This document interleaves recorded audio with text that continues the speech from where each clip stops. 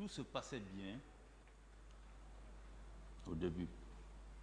Le ministre de la Défense, c'est mon promotionnaire. On est rentré le même jour dans l'armée. On a fait la formation académique ensemble au Maroc. Quand je parle de liens, excusez-moi de vous interrompre, Voilà. ce sont les liens professionnels qui pouvaient exister entre vous. Effectivement, c'était le lien professionnel. Parce que moi, je rendais compte au ministre de la Défense nationale. Pour accéder au bureau du président Dadis, on passait obligatoirement par lui. Donc, quand les comptes rendus devraient être faits, on venait dans son bureau, on lui rend compte. S'il y a lieu, il nous prenait tous, les chefs d'état-major, il nous envoie dans le bureau du président. Merci. Il était notre porte-parole auprès de... Merci, vous avez répondu à ma question. Merci. De qui des deux vous receviez directement des instructions? Des deux, je veux dire, du ministre de la Défense nationale ou du président de la transition d'alors, de qui receviez-vous des instructions? C'est le ministre de la Défense.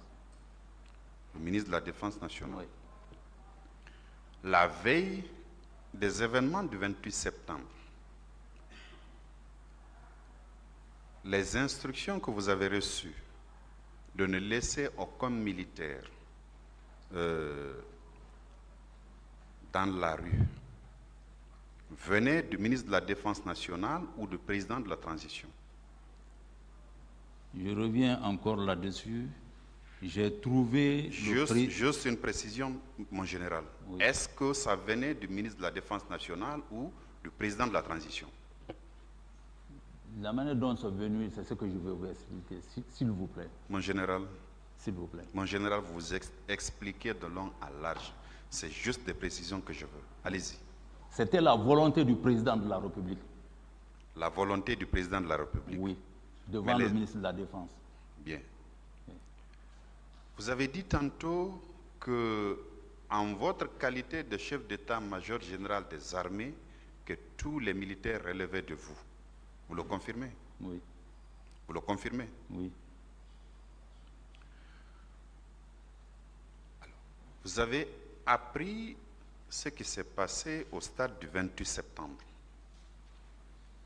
Et on parlait des bérets rouges qui avaient fait irruption dans l'enceinte du stade et qui ont tiré sur la population. Ces bérets rouges-là, étaient-ils sous votre autorité ou non? Ces bérets rouges ne relevaient pas de moi, s'il vous plaît. Ce ne sont pas des militaires, mon général? C'est des militaires. Vous m'avez dit tantôt, excusez-moi, que tous les militaires relevaient de votre autorité, n'est-ce pas? N'est-ce pas? Oui. Qu'est-ce qui fait la particularité de ces bérets rouges qu'on dit avoir tiré sur la population? Et vous dites que ce sont des militaires. Donc, ce sont des personnes qui relevaient de votre autorité, à mon sens. N'est-ce pas? Quand on dit l'armée, normalement, il devrait relever de moi. Il devrait. Mais si on te dit, c'est pas ton problème.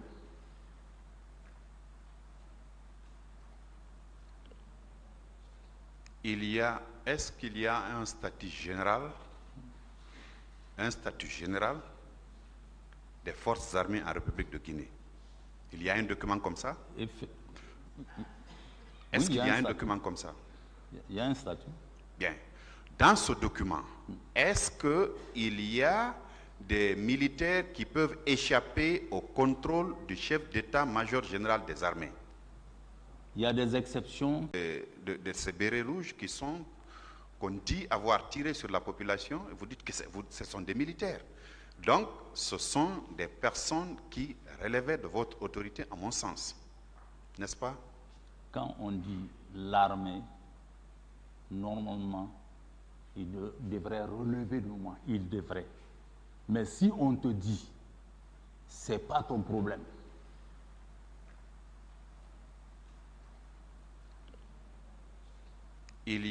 Est-ce qu'il y a un statut général un statut général des forces armées en République de Guinée. Il y a un document comme ça? Est-ce qu'il y a un document comme ça? Il y a un statut. Bien. Dans ce document, est-ce qu'il y a des militaires qui peuvent échapper au contrôle du chef d'état-major général des armées? Il y a des exceptions si on vous dit ça ne relève pas de vous, même si c'est verbal, mais si c'est venu de la bouche du chef, on doit respecter. Maître, excusez-moi, ce n'est pas des commentaires, mais il faut deux fois faire la comparaison, quoi, pour mieux comprendre cette affaire-là. Je ne vois pas de garde présidentielle dans ce monde où le chef d'état-major peut à 100% s'imposer. Je ne vois pas. Quand on dit garde présidentielle, le chef d'état-major a ses limites. Maintenant, si vous voulez, on peut rentrer un peu dans les détails, si vous permettez, pour mieux comprendre. Vous voyez, si on prend la gendarmerie, par exemple, on dit chef d'état-major général, haut commandement de la gendarmerie nationale. Ce qu'on a vu au Sénégal, administrativement, le chef d'état-major peut les commander. C'est comme la garde présidentielle. Mais opérationnellement, j'ai mes limites. Comment? Administrativement, je vais vous dire comment. Parce que pour que les gens comprennent. S'il s'agit de nomination au grade supérieur, c'est fait chez le chef d'état-major général. C'est-à-dire tout le monde, tous les chefs d'État, on centralise sur le chef d'état-major. C'est lui qui présente, il vérifie, fait venir les chargés d'effectifs et autres, on vérifie si personne n'est omis, voilà, si les autres ne sont pas favorisés, j'ai cette attitude. À la garde présidentielle, aussi la même chose, administrativement, je peux le faire, mais opérationnellement, le haut commandant, même au Sénégal, si vous demandez, ils vont vous dire. La garde présidentielle, oui, opérationnellement, ne relevait pas de vous. Oui. Il ne recevait pas des instructions directement de vous. Oui. Vous avez dit que la garde présidentielle relevait directement du président de la transition d'alors ou du ministre de la Défense. Le ministre de la Défense m'a dit, quand je suis venu avant de prendre fonction, il dit leur garde, ce n'est pas notre problème. Les autres chefs d'état-major peuvent vous confirmer. Il dit que ça ne relève pas de nous. La garde est déjà structurée. Qui était le commandant de la garde présidentielle au moment des faits? Voilà. J'ai oublié son nom, mais l'adjoint quand même, c'était ça, Alphonse. Mais c'était un ancien, il y a longtemps, il est à la retraite. Ça, Alphonse, quel est son nom de famille? Je ne sais pas s'il est Kamanou ou...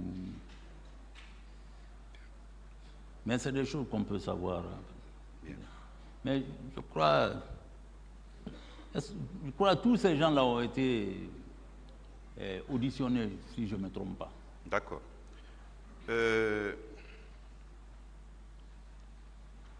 Parlant du recrutement, vous avez été chef d'état-major général des forces armées. Je m'aventure toujours dans votre domaine, le domaine militaire, qui n'est pas le mien, donc vous excuserez encore une fois mon ignorance. J'ai pensé, pour ma petite compréhension, que quand on parle de recrutement au sein des forces armées, vous en êtes la cheville ouvrière en votre qualité de chef d'état-major général des armées. Je me trompe? Normalement, dans les normes, c'est en temps normal. Le recrutement intervenu peu avant les événements du 28 septembre 2009, donc en 2009 donc, qui a conduit des jeunes gens à Kalea, est-ce que vous aviez donné votre onction? Donné? Est-ce que vous aviez été consulté ou bien vous aviez été associé pour le recrutement de ces jeunes gens qui étaient à Kalea? Monsieur le procureur, je n'ai pas été associé, je n'ai pas désigné, je n'ai pas... C'est-à-dire, on m'a dit que ça ne me concernait pas. C'est-à-dire, ce n'est pas mon problème.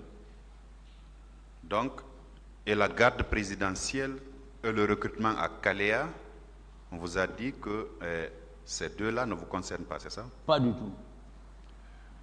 Parlant du recrutement de Kalea, qui l'a organisé? Monsieur le procureur,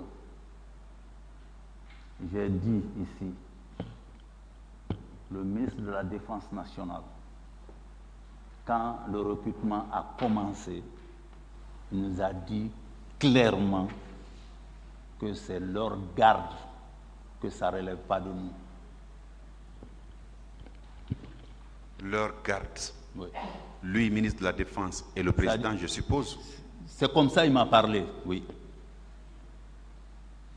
Le président de la transition et le ministre de la Défense, c'est leur garde à eux. Oui. Bien. La veille